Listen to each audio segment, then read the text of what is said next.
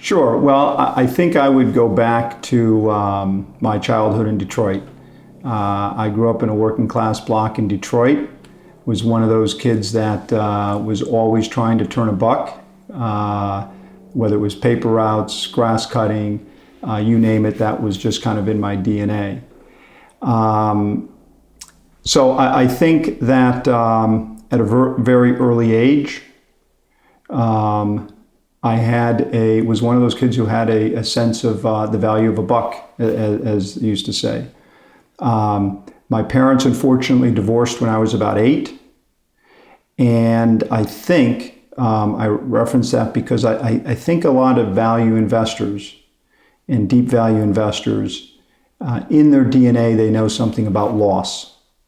I happened to be fortunate enough to be visiting with one of my mentors yesterday, Marty Whitman, and we were talking about this, and I said I didn't think it was a coincidence that most of the investors that have really I've looked up to and have really been real mentors to me, either knowing or reading, Marty, Walter Schloss, Kahn, obviously Graham, all had a foot in the Great Depression, all had a deep sense in their bones about loss.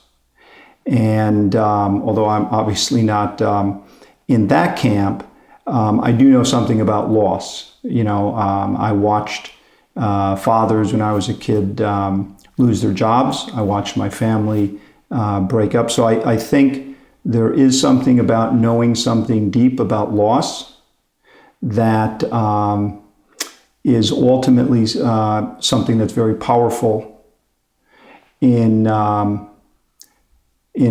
forming your character. And I think that investment philosophies are ultimately about expressions of character.